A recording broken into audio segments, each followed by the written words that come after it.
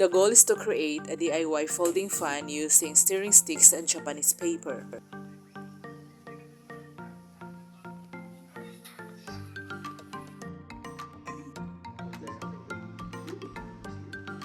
But the size of our compass is limited. So Vince will be using this extraordinary technique now. Tie this piece of rope into it. What he will be doing is this. It's quite longer. Oh, change plan. He'll be using the exact stick as the compass now instead of the string.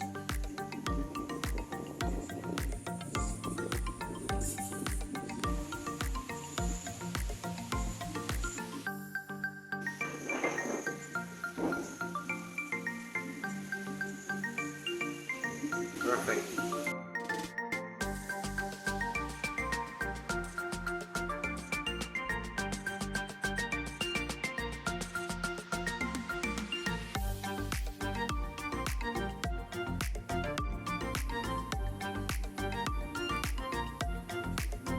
He will be making a prototype.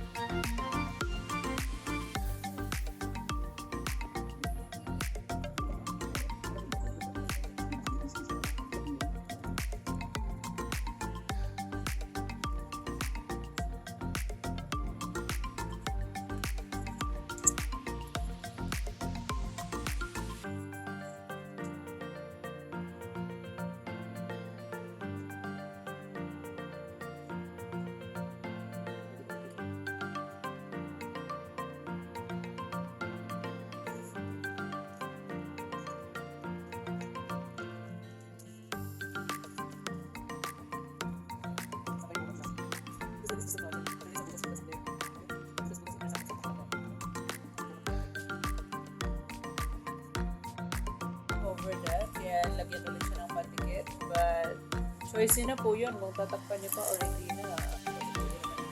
But, tatakpan siya.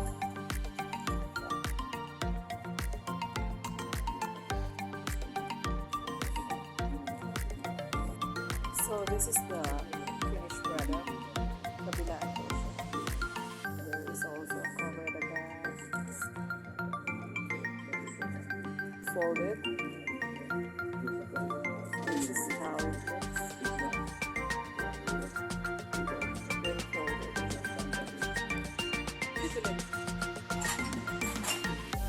Napaka-importante ng bagay na to. Kanina, ginamit lang to na ni Vince na pang pattern ng mga ginugupit niya na papel di hapon. Gumawa lang siya ng prototype para may board na madaling hulma-hulmahan. Kaso lang, nagamit din siya sa ibang paraan. Yung mga stick, tinutusok-tusok na lang dyan. Tusok-tusok para even yung pag-distribute niya. Mga distances niya. Sabay dikit na papel. So, hindi lang siya pattern sa ginugupit na papel. Hindi hapon. Kundi nagiging bahay din siya para sa mounting. So, this one has a magic. Ito po yung mga pamaypay ni Vince. Pamaypay mo na lahat. Ito ang kanyang output. Ibibenta na daw niya. Magkano isa? 10-10. Luging ka, sir.